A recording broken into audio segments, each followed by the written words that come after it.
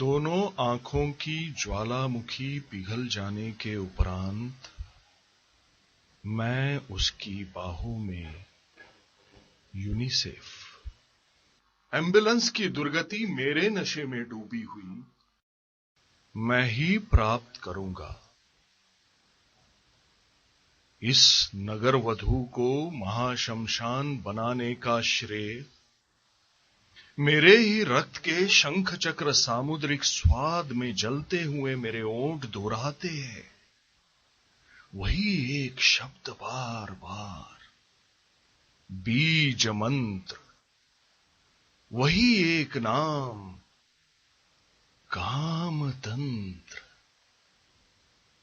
छत से पलंग तक झूलती हुई रस्सी का फंदा और सर्जिकल अस्पताल तक की स्वप्न यात्रा में कहता है उपाध्याय, कुछ नहीं होगा तुम्हें, कुछ नहीं होगा। वैसा जो नहीं हुआ है अब तक मर्मांतक। किंतु मेरा चेहरा, मेरी गर्दन, मेरे कंधे काले पत्थर की अपनी बाहों में समेट कर वो मुस्कुराती है। वही होगा, वही होगा। रोक लिया गया था अब तक जिसे विपरीत ऋतुओं और मांगलिक नक्षत्रों के कारण। मसूरी हील की नीली दरारों में योगासन करती हुई देवकन्याएं, बालीगंज झील के ओवर ब्रिज पर सोए हुए लावारिस नीले ऑक्टोपस, कोका कोला के नीले ग्लास में रम डालकर देह की राजनीति करती थी मंजू हालदार। नीली नदी थी मेरे गांव की उन्मादिनी, नीली उग्र तारा, नीली उग्र तारा। उपाध्याय कहता है, कुछ नहीं होगा, वापस चले आओगे तुम। नदी के किनारे से वापस चले आना तुम्हारी नियति है। हर बार प्रत्यागमन, वो आदि वर्ण, वो नीलापन तुम नहीं पाओगे। अपराजिता कभी नहीं। मैंने नहीं, ऋषि शंकराचार्य ने सागर तट पर प्राप्त की थी जांघों में अग्निपिंड, वाणी में स्तुति शब्द, आंखों में ज्वालामुखी पिघल जाने के उपरांत वो नीलकन्या। फिर भी मेरे ही रक्त के सामुद्रिक स्वाद में सने हुए मेरे ओंठ दुहराते हैं वही एक शब्द बार बार, वही एक नाम, वही एक नदी, वही एक नीली उग्र तारा, जिसे मैं धन्यवाद देना चाहता हूं, अपनी आंतरिक कृतज्ञता इस दशमुख विध्वंस के लिए। सड़ी हुई आंखों का मवाद, ईथर की गंध, किडनी में कैंसर के रक्त श्वेत पुष्प और चौराहे पर मरा हुआ रक्तश्लत कुंडलिनी का काल सर्प। खंड खंड खंडित ध्वजादंड, खंडित मूर्तियां, अस्थि सीमाओं की लक्ष्मण रेखाएं नहीं रही। दृष्टि दोष मृत हुए मेरे दशाश्वमेध की सभी अश्व नौकाएं डूब गई गंगा जल में। रबर के लाल बैंगनी ट्यूब नाक में, नसों में, मेरे पेट में केवल वमन, नींद नहीं, क्षुधा नहीं, पागलपन, केवल वमन। ये दुराग्रह, उपदंश महादंश की नरक कुंड बीजात्माएं अब भी मात्र उस एक नील कन्या में मेरे लिए परिणत हो। मैं धन्यवाद देना चाहता हूं उसको, मात्र एक उसको निर्विकार इस दशमुख विध्वंस के लिए। क्योंकि रह जाता खंडित ध्वजादंड तो मैं अपने ही घटना विहीन पूर्व जन्म के मरघट में भटकता रह जाता, अपनी पितृशिला ढूंढता हुआ अकेले और सेंट्रल होटल में मिले हुए अतीत यात्रियों के साथ, अपनी विधवाओं के साथ, गंगा सागर की तीर्थ यात्रा प्रजास्थानों के लिए, प्रजाजनों के निरुपाय जुलूस में मौसमी झंडे थामे हुए। आकाशवाणी से मौसम और युद्ध शंकाओं की नपुंसक सूचनाएं। दैनिक समाचार पत्रों में Vietnam, Hind Asia, Congo, Rhodesia. अपने देश में एटम बम बनेगा? नहीं बनेगा। नागरिक भद्र महिलाएं अपनी हरी, लाल, पीली, सफेद, काली छतरी के बदले अब से लूप छतरी या एटम छतरी का इस्तेमाल करें। टोंग टोंग। ऑपरेशन टेबल पर इथर निद्रा में अथवा संभोग की चरम परिणति में स्वाभाविक और सुविधाप्रद होगा मेरा मरण। जांघों के ऊपर उष्ण प्रदेश के महारोगों से ग्रस्त भूख, लोकतंत्र, अनिद्रा, राशन कार्ड, रेल दुर्घटनाओं, पशु मैथुन से ऊबकर मैंने यही निर्णय किया। उसके पहले अर्थात एम्बुलेंस में उसके आगमन से पहले। किंतु ये कैसे सिद्ध कर लिया जाएगा कि मैंने उसे देखा? कामोत्तेजना में, अपनी रक्त नलिकाओं के विपरीत प्रवाह में और कविता में। जटिल थे किंतु लांछित अवांछित भी थे। कोई काव्य खंड या प्रतिमा बनाने के योग्य नहीं थे अनुभव। संगीत रंग पीड़ाएं, मेरे अंतराल में रोग दग्ध परिस्थितियां।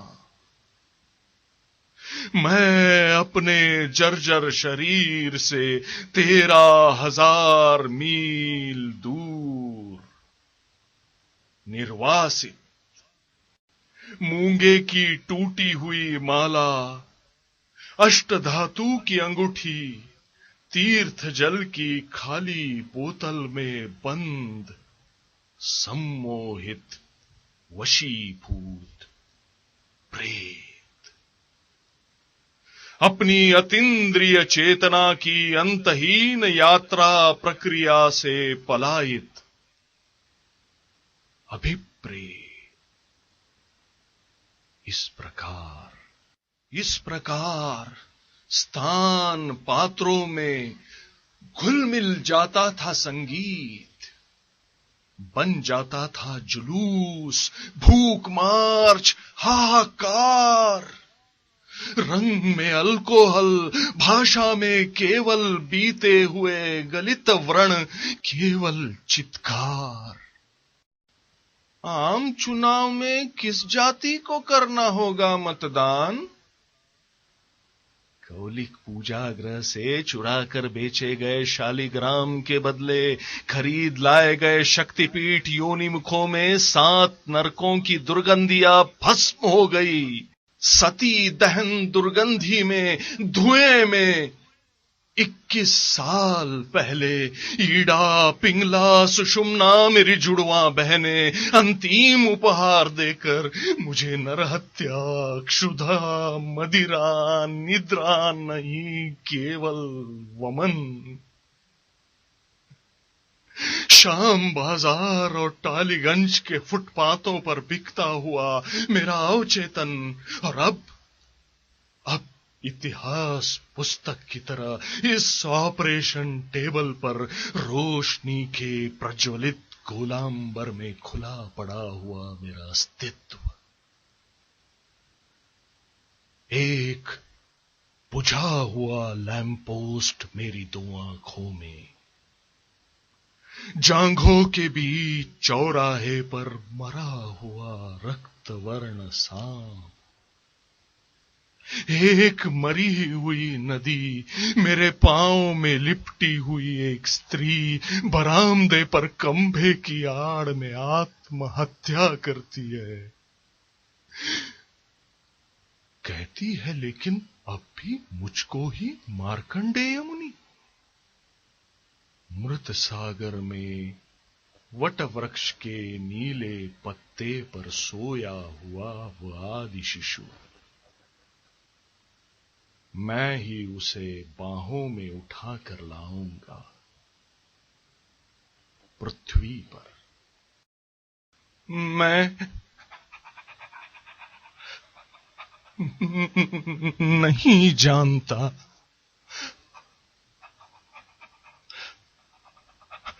वो स्त्री कौन है। मेरे चतुर्दिक सफेद गाउन, सफेद मास्क, सफेद प्लास्टिक दास्तानों में छिपे हुए, मेरे छाती और मेरे पेट पे झुके हुए कौन है इतने सारे लोग। मैं कुछ नहीं जानता। स्त्रियों, नदियों, बीमारियों, भूख, जन्म, अपराधों, ईश्वर, मृत्यु, दोस्तों की, हिरोशिमा विधान सभाओं के विषय में कुछ नहीं जानता।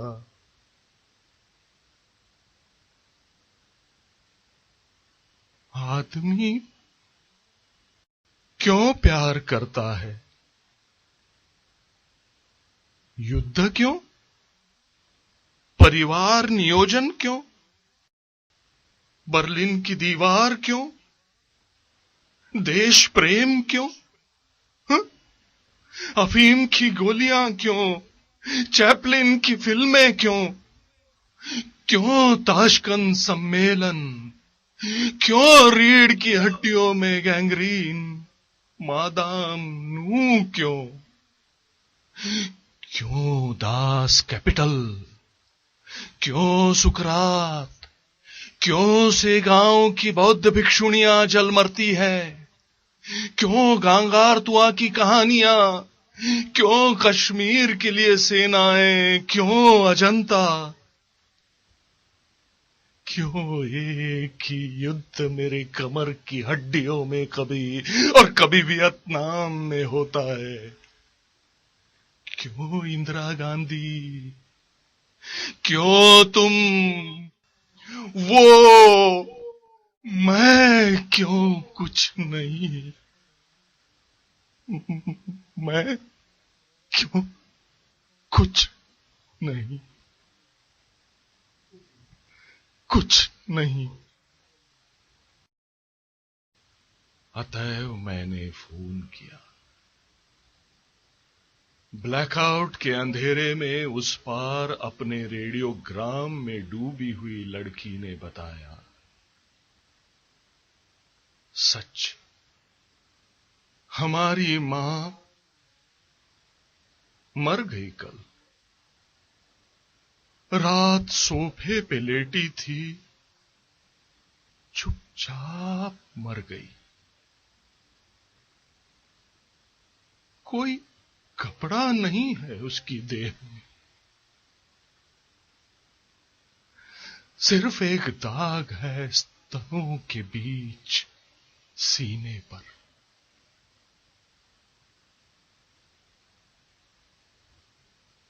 डूबी हुई लड़की को कोई उत्तर दिया नहीं मैंने। केवल पिछले साल भर के अखबार, रेडियो सेट, कवि और प्रकाशकों के पत्र, टेलीफोन, पुरानी पांडुलिपियां, मनी प्लांट की लताएं, बरसों से बंद दीवार घड़ी, कैलेंडरों में सोए हुए बच्चे, हरिन, फूल, चिड़ियां, झरने, पहाड़ी गांव, औरतें, चाय के बागान, बचपन का प्यार, एल्बम। अपनी छोटी मां का हाथ थामे हुए चकित मैं हर सिंगार के नीचे खड़ा हूं। पराजय के 30 वर्षों में एकत्र की गई धर्म, सेक्स, इतिहास, समाज परिकल्पना, ज्योतिष की किताबें, डाक टिकट, सिक्के, सोविनियर, मैं बड़े डाक घर के बहुत बड़े लेटर बॉक्स में डाल आया। वापस आकर अपनी स्त्री से मैंने कहा, देखो, पुलिस, पत्रकार, कवि मित्र, पार्टी कॉमरेड कोई भी मिलने आए सूचित करना है। सबके लिए, सबके हित में अस्पताल चला गया है राजकमल चौधरी। लिखने, पढ़ने, सोने, गांजा, अफीम, सिगरेट पीने, मरने का अपना एकमात्र कमरा अंदर से बंद करके, दोपहर दिन के पसीने, पेशाब, वीर्यपात, मटमैले अंधेरे में लेटे हुए, धुआं, क्रोध, दुर्गंधियां पीते रहने के सिवा जिसने कभी कोई बड़ा काम नहीं किया अपनी देह अथवा अपनी चेतना में इस उम्र तक। हां, जटिल हुए, किंतु कोई भी प्रतिमा बनाने के योग्य नहीं हुए उसके अनुभवों। नहीं निद्राएं, नहीं पैशाची संभोग, यातनाएं भी नहीं। मेरे फेफड़ों के अंदर मलत्याग की वैष्णवी मुद्रा में बैठा हुआ नकाबपोश नकलीश्वर देखता रहा है लगातार ऊँघती आंखों से मेरे स्त्री का वृद्ध गर्भ विवर। कभी कभी उसके झुर्रीदार बदमानुष पंजे मेरा व्याकरण छूते हैं। दोनों पांव से पेंडिल मारता है वो मेरी किडनियों को कभी कभी। किसी भी नरभक्षी गुफा में, कोकेन में, किताबों में, किसी भी लाश पर मुड़े हुए घुटनों में मुझको विक्षिप्त अथवा बेहोश करने से पहले नीचे उतरता हुआ अतड़ियों के काली सीढ़ियों में अचानक गायब हो जाता है वो ईश्वर। वो ईश्वर सिफिलिस, भस्मासुर, लाओस से, इस कुरुक्षेत्र में पराजित दुर्योधन, मेरे शरीर के लावारिस पब्लिक पार्क में, वियतनाम में, उड़ी पूंछ में, यूएनओ में, तिब्बत, बस्तर, काले अफ्रीका में वो आगे बढ़ता है। राइफल का निशाना साधने के लिए मेरे ही कलेजे पर, मस्तिष्क पर वो मेरा सैनिक, वो मेरा जासूस, वो मेरा ईश्वर। नागालैंड में विदेशी बमों से निरीह यात्री रेलगाड़ियां उड़ाता है शांतिपूर्वक। शांतिपूर्वक कभी भेजता है कोरिया, कभी क्यूबा, कभी पाकिस्तान, कभी वियतनाम, कभी अल्जीरिया। कभी अपनी संस्कृति, कभी अपनी मशीनें, अपने टैंक, जहाज, हथियार मूल्य नियंत्रण के लिए, कभी उड़ीसा में दुर्भिक्ष, काहिरा में कभी शक्ति सम्मेलन, युद्ध अणुआयुध नियंत्रण के लिए, कभी दंड, कभी साम, कभी ईसा मसीह, कभी वेश्याओं के नाम, वैज्ञानिक, राजनेता और स्त्री अंगों के व्यापारी, कुल 3 ही प्रभु जातियां रह गई है अब स्वयं को। अस्तु, मैं कृतदास हूं, प्रभु जातियों के दासों का दासानुदास। मेरे लिए चिड़िया, हरिन, फूल, झरने, नदी, पहाड़ी स्त्रियां, कच्ची सड़कें और गांव नहीं रह गए हैं। रह गए हैं अपने शरीर के क्षत विक्षत मांस पिंड। मैं केवल मांस पिंड, किंतु सोचता रहता हूं, ईश्वर और सरकारी जासूसों के बारे में चुपचाप सोचता रहता हूं। नहीं, यहां नहीं, मैं इस कटघरे में नहीं साक्षी दूंगा, स्वीकार नहीं करूंगा औरों के अपराध। मेरे वकील और मेरे न्यायाधीश यहां नहीं, उस सफेद ठंडे कमरे में प्रतीक्षारत है मेरे लिए। यहां नहीं बोलूंगा। सफाई के वकीलों, अभी मैं चुप हूं और अभी मैं चिंताग्रस्त हूं। केवल ये तमाशा देख रहा हूं मैं कि अभी लोग किस तरह ऊंची दीवारों पर सीढ़ियां दर सीढ़ियां लगाकर उस पार कूद जाते हैं, आंखें बंद किए, पेट और पिंडलियों पर रखे हुए दोनों हाथ और हाथों में अपना ही कटा हुआ सिर, आत्मरति और परपीड़ा के लिए। फाइलों, रजिस्ट्रों की बंद खिड़कियों में छिपकर काली सफेद रोटियां निगलते हैं किस तरह अपने मालिकों के लिए रखते हैं कंधे पर राइफल, माथे पर आयकरों के बही खाते, दिमाग में व्यापारिक रहस्य और व्यक्तित्व में लचीलापन, बाजार दरों का, रोकड़ों का। गृहस्थ पुरुषों, गृहस्थ स्त्रियों, गृहस्थ परिवार आयोजनों के जनतांत्रिक संबंधों को समझ लेना अनिवार्य है। मेरे देश और मेरे मनुष्य का भविष्य निर्धारित करने के लिए, अतीत निर्धारित करने के लिए मैं इतिहास पुस्तक की तरह खुला पड़ा हूं।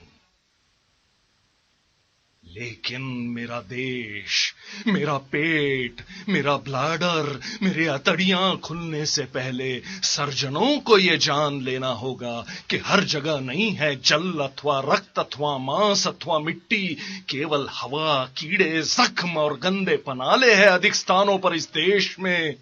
जहां सड़कर फट गई है नसें, वहां हवा तक नहीं, ऊपर की त्वचा चिरने पर आग नहीं निकलेगी, नहीं धुआं, जठराग्नि, दावानल, सब बुझ गए हैं पहले 15 अगस्त की पहली रात के बाद।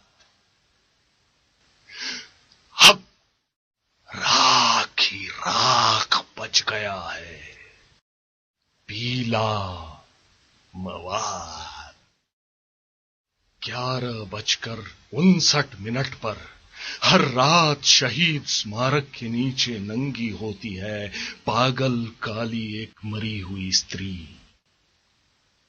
उजाड़ आसमान में दोनों बाहें फैलाकर रोने के लिए, रोते हुए सो जाने के लिए, पानी और अनाज के देवताओं से भीख मांगती है तिरंगा फहराने के अपराध में मार डाले गए 1942 के छात्रों के नाम पर। और 12 दफे उसे चुप करती है राज्य सचिवालय की आदमकद घड़ी। कुल 1 मिनट बाद इस नाम पर के 5,25,600 मिनटों के निर्मम यंत्र चक्र में होते हैं उत्पादित अनायास 120,25,000 भारतवासी।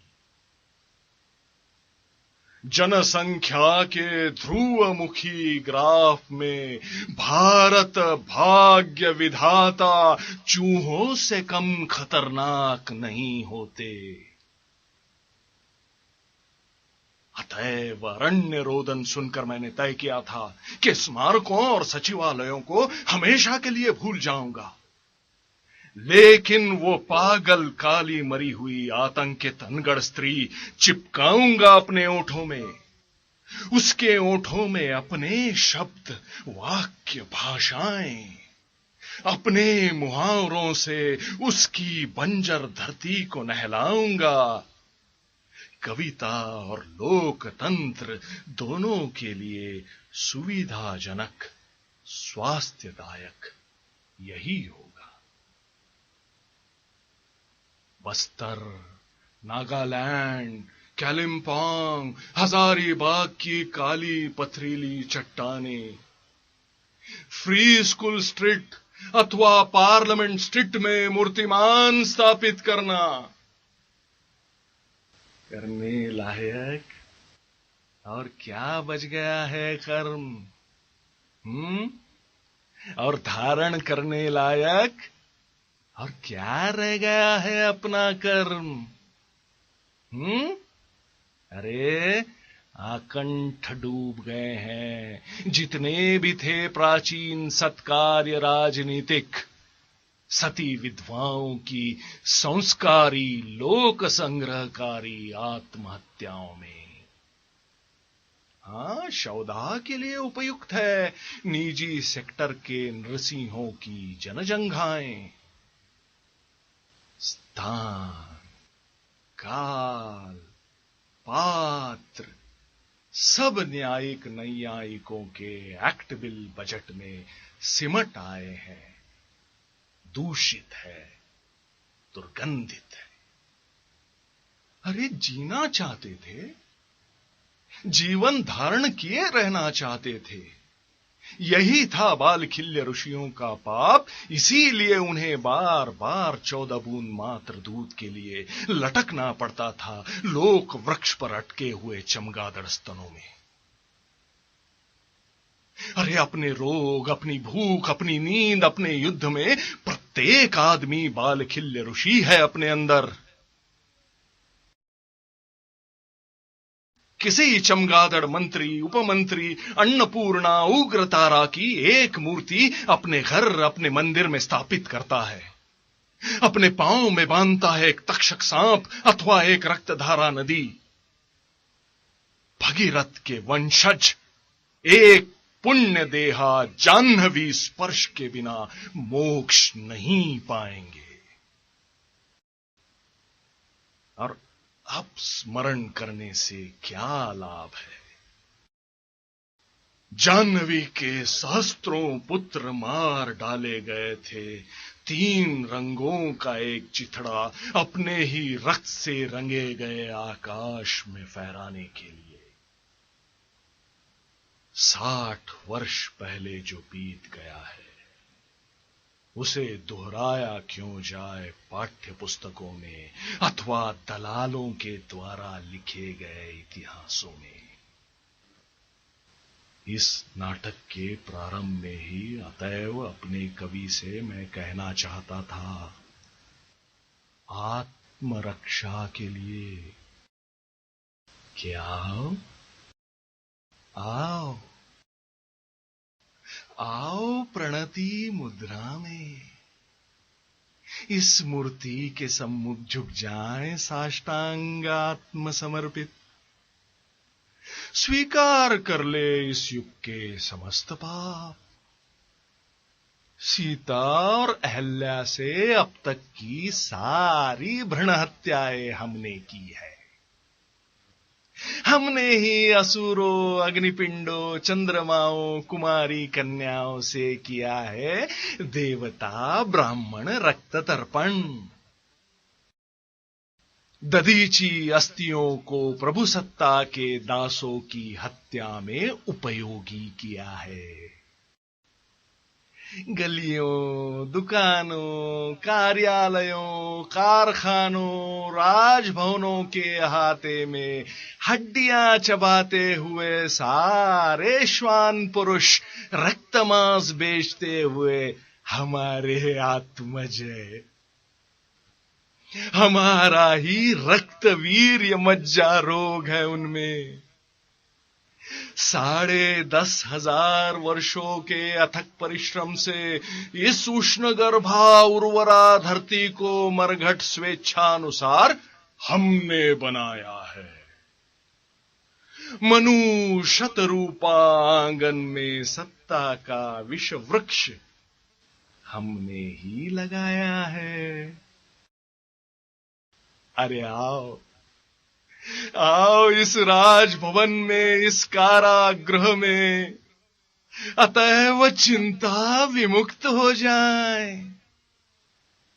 उतार डाले अपने चेहरे, अपनी नकाब, अपना इतिहास कवच, अपना वर्तमान शिरस्त्राण। नग्न निशस्त्र हो जाए 11:59 के सामने अपने मुट्ठियों में थामे हुए अपना व्याकरण। पुस्तकालयों, विश्वविद्यालयों के चौराहों पर खड़े हो जाएं। सुने नगरवासी सुने, सुने नगरवासी सुने। सम्राट हर्षवर्धन आज वापस लेंगे प्रजाजनों से राजपाट। अन्न संग्रह, स्वर्ण रथ, माणिक, सेना, मुद्राएं, सारा कुछ जनता से वापस लेकर अर्पित करेंगे संसदीय अधिनायकवाद के चरणों पर। नीले कांच का फूलदान है मेरा देश। नए हर्षवर्धन जयवर्धन के लड़खड़ाते हुए पांवों की ठोकर से टूट कर बिखर जाता है। युद्ध और व्याधियों के इस वंध्या ऋतु में शीशे के बेडौल बदरंग टुकड़े मेरी देह की काली गुफाओं में धंसते हैं। मेरे अंदर अनायास वो पौराणिक सर्प आकाशवाणी के राष्ट्रीय गीतों से लहूलुहान हो जाता है।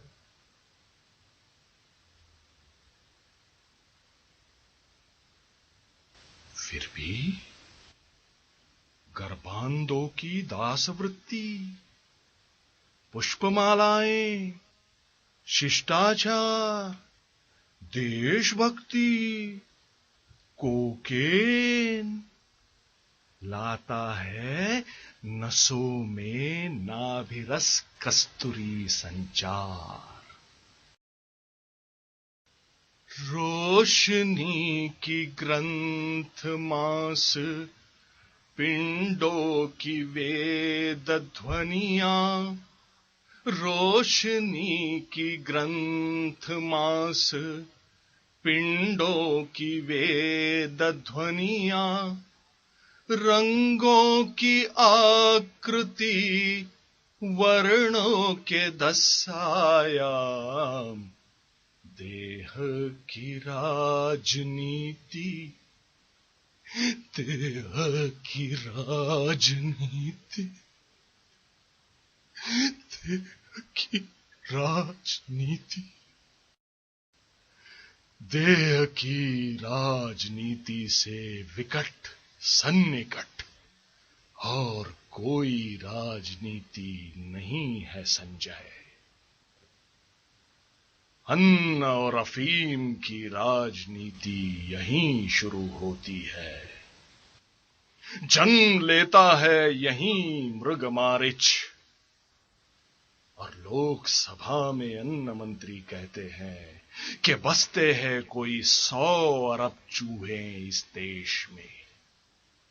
बजट के अंकों, टैक्सों के रेखागणित में डूबे हुए इस देश में चूहों की जनसंख्या सबसे भयानक प्रश्न है।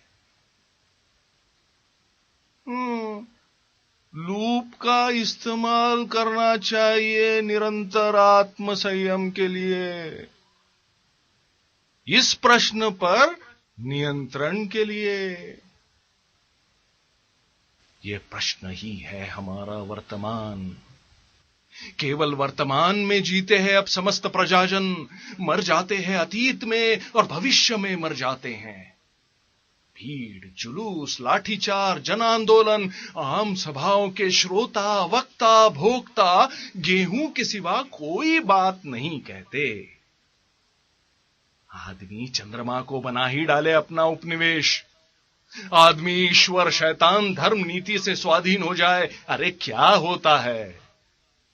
आदमी लिखे एब्सर्डिटी का दर्शन विधान, आदमी सुदूर दक्षिण वन जातियों में ढूंढता रहे येज पौधों की समाधि, आत्म साक्षात्कार। आदमी वर्ल्ड बैंक से 30 करोड़ डॉलर ले आए। आदमी खुद बिके अथवा बेच ही डाले अपनी स्त्री, अपनी आंखें, अपना देश, मगर भीड़ अब खाने के लिए गेहूं और सो जाने के लिए किसी भी गंदे बिस्तरे के सिवा कोई बात नहीं कहती है। प्रजाजनों के शब्दकोश में नहीं रह गए हैं दूसरे शब्द, दूसरे वाक्य, दूसरी चिंताएं नहीं रह गई है। किंतु भीड़ से विच्छिन्न, असंपृक्त रहकर भी भीड़ से मैं मुक्त नहीं हो पाता हूं। मुक्त हो जाना कविता से पहले और मृत्यु से पहले मुक्त हो जाना असंभव है, असंभव। पुस्तकालय, रेल यात्रा, शमशान, अपने अकाल मृत संबंधियों के अस्थि फूल लाने के लिए जुलूस के साथ चलता हुआ मैं अपने गांव के नदी का नाम ही भूल जाता हूं। बालीगंज झील के अंधेरे में जकड़ लेते हैं मुझे नीले ऑक्टोपस।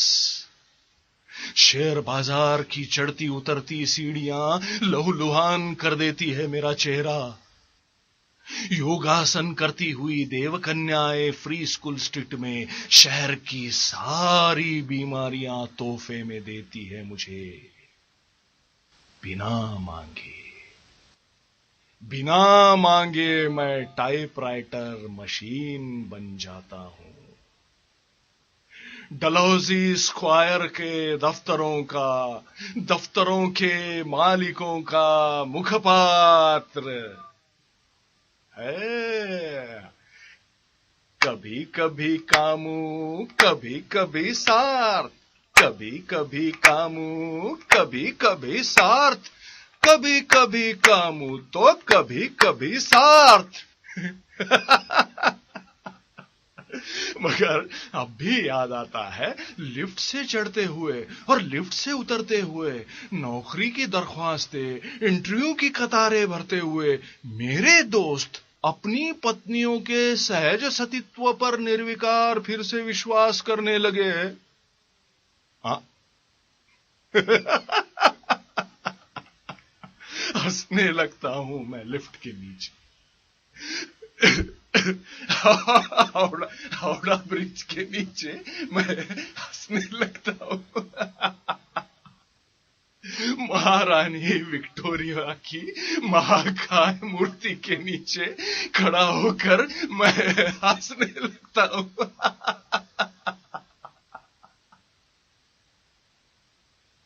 हंसता हुआ मैं गाने लगता हूं, भारत भाग्य विधाता जय हे जय हे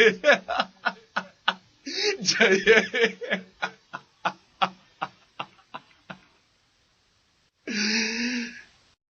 हे। मुझे पकड़ लेती है, अपने साथ ले जाती है लाल बाजार के सवाल घर में भारत की शांति प्रिय पुलिस।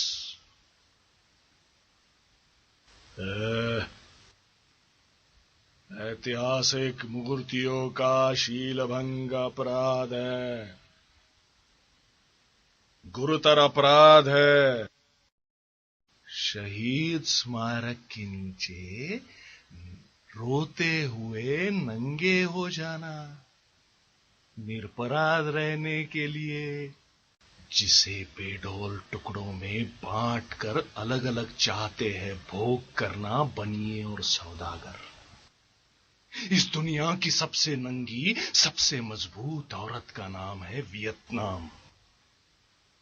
उत्तर वियतनाम और दक्षिण वियतनाम, उत्तर कोरिया और दक्षिण कोरिया, सफेद अफ्रीका और काला अफ्रीका, पूर्वी जर्मनी और पश्चिमी जर्मनी, पाकिस्तान और हिंदुस्तान, सफेद अमेरिका और काला अमेरिका, जॉनसन का अमेरिका और एलन गिन्सबर्ग का अमेरिका, इंदिरा गांधी का हिंदुस्तान और मलय राय चौधरी का हिंदुस्तान।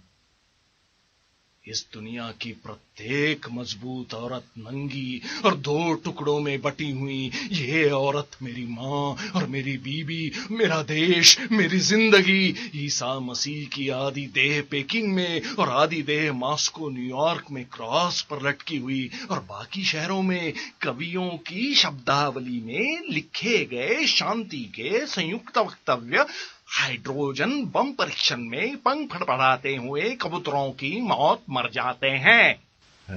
बाकी शहरों में राजनीतिक वेश्याओं ने पीला मटमैला अंधेरा फैला रखा है अपनी देह को उजागर करने के लिए।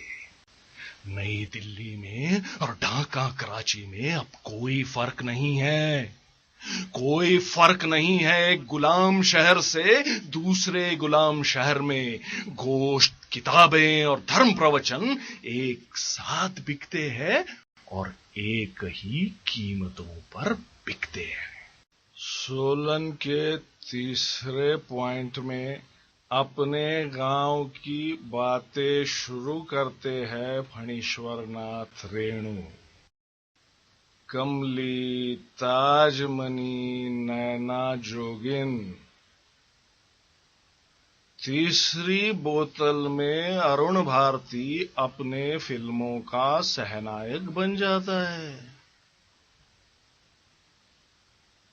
तीसरे ग्लास में शंभुनाथ मिश्र कहता है, ये झूठ है साहित्य, इतिहास, प्रेम, साथ चलने के सारे वादे झूठ है। सच है केवल गले में लटका हुआ ताबीज, और वो मीरा और संजय के पास लौट जाता है। अतीत अथवा भविष्य की ये व्याख्याएं देखने समझने के लिए, किंतु मैं कभी तीसरे ग्लास, तीसरे पॉइंट, तीसरे बोतल की तीसरी कसम का गुलफाम नहीं हो पाता हूं। अपने इस गतिहीन वर्तमान में होने के बावजूद नहीं हो पाने की ये विडंबना मेरे प्रभु मेरे ही लिए क्यों? मेरे लिए क्यों सेंट्रल होटल से सेंट्रल होटल की दूरी 7 समुद्र और 14 नदियों की दूरी बन जाती है? क्यों नहीं मेरे लिए कोई नाम, कोई नदी, कोई चिड़िया, कोई फूल, कोई सिद्धांत,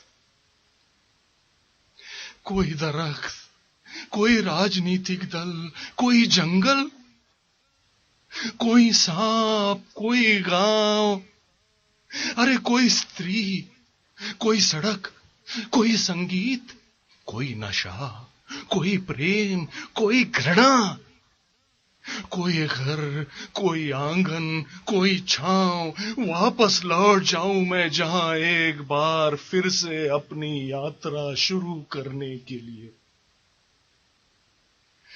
क्यों नहीं मेरे लिए जीने में अथवा अंततः मर जाने में कोई भी कारण, कोई सत्य, कोई न्याय, कोई आकर्षण, जबकि अपने अनस्तित्व का संपूर्ण निर्णय मैंने छोड़ देना चाहा था अपनी उग्र तारा पर।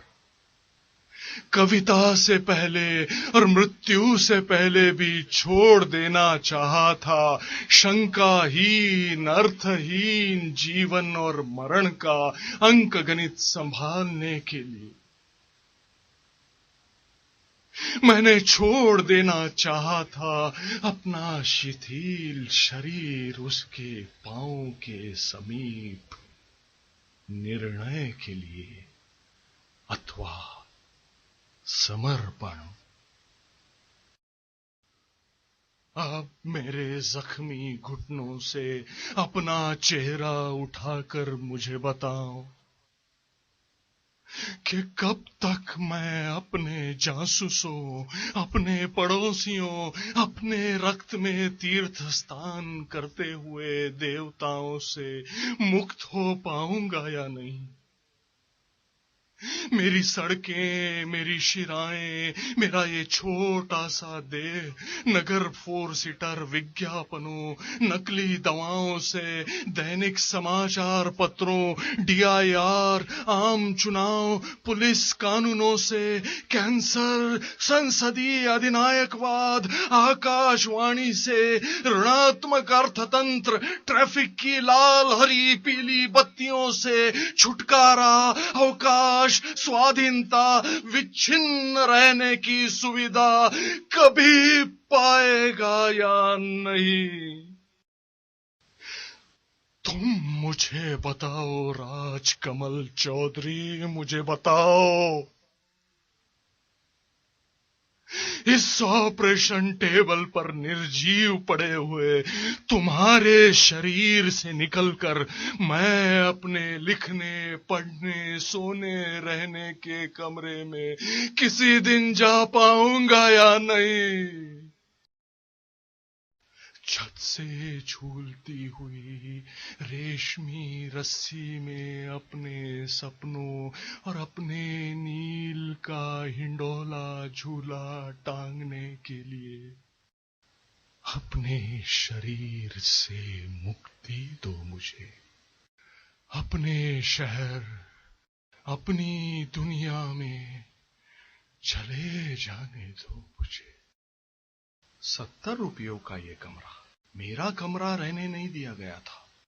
आवाजें दरवाजे तोड़ने लगी थी, झंझनाती थी खिड़कियों के शीशे, तानाशाह रोशनी सर्च लाइटों की। सायरन की लंबी जहरीली चीखों के बाद फौजी स्वर में हर दफा कोई गरजता है, बाहर चले आओ, अभी बम गिरेगा, बाहर चले आओ, अभी अकाल दुर्भिक्ष पड़ेगा, बाहर चले आओ। अभी फटेगी ज्वालामुखी, ये शहर भस्म हो जाएगा। बाहर चले आओ, बाहर चले आओ। सुरक्षा खाइयों में छिपने के लिए बाहर चले आओ। इस अपाहिज बेशर्म आवाज को मुझसे जोड़ने के लिए डाकघर, अखबार, टेलीफोन, दवा की दुकानों, मनी ऑर्डर, उम्र के गर्म दिन बेचने वाली स्त्रियों, आकाशवाणी के कार्यक्रमों का महाजाल जिसने बुना है, कोई शिकायत नहीं है मुझे उससे।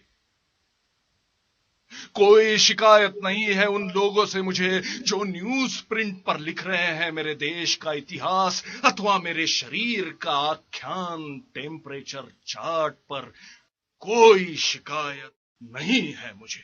लेकिन अचानक एक रात ब्लैकआउट में बेहोश इस नगर के आधी अंधेरे में मैंने उसे देख लिया। शहीद स्मारक के नीचे रोते हुए वो नंगी थी और खून से लथपथ थी और वो कराहती हुई भागी जा रही थी, गलियों में, मरघट में और राजभवनों में पुकारती हुई मेरा ही नाम बार बार, गिरती हुई, ठोकरें खाती हुई, हंसती खिलखिलाती हुई। मैंने उसे देखा।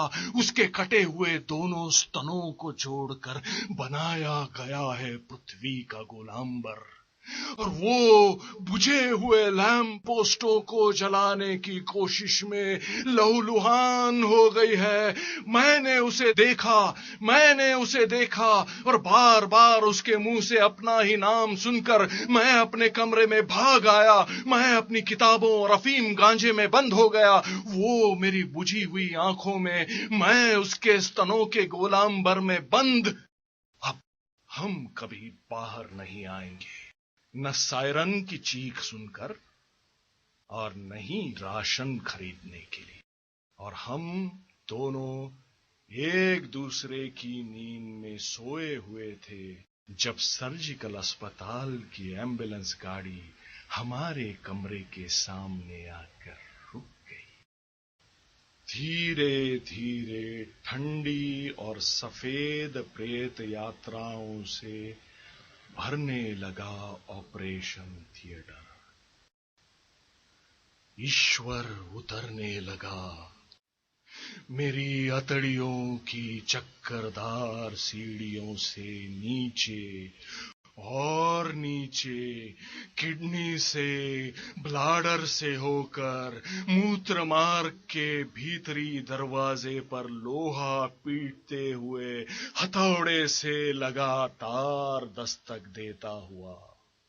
एनेस्थेशिया की काली टोपी से ढका हुआ मेरा चेहरा, मेरा अस्तित्व अपनी अलौकिक नग्नता में डूब गया है। संज्ञा विहीन, ज्ञानहीन, समय अब मेरे लिए केवल नीलापन है, केवल नीलापन, शून्य है। शून्य है स्थान, काल और पात्र, गतिहीन, आकारहीन। आकार से भिन्न नहीं है शून्य, शून्य से भिन्न नहीं आकार। आकार ही शून्य है, शून्य है साकार। एनेस्थेशिया की काली टोपी से ढका हुआ चेहरा गति है और अगति है,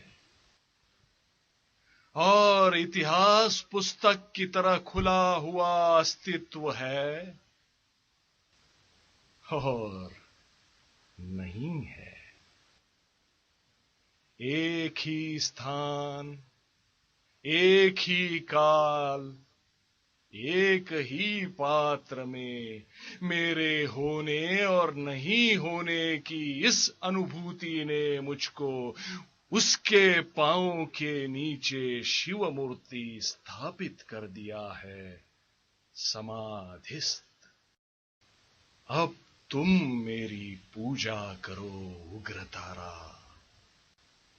मैं सोया हुआ वर्तमान हूं, शिव हूं। तुम्हारा संपूर्ण आत्मनिवेदन स्वीकारने का एकमात्र मुझको रह गया है अधिकार। तुम्हारे पांव के नीचे होकर भी, तुम्हारी जिह्वा में, तुम्हारे स्तनों में, तुम्हारे योनि मार्ग में, तुम्हारी रक्त नलिकाओं में, तुम्हारे हृदय पिंड में, तुम्हारे मांस, मज्जा, अस्थियों में, तुम्हारे गर्भाशय में होने का बार बार इसी प्रकार होते रहने का अधिकार मैंने उपलब्ध किया है। इस प्रज्वलित शमशान शीतल हिमखंड ऑपरेशन टेबल पर कविता से पहले और मृत्यु से पहले।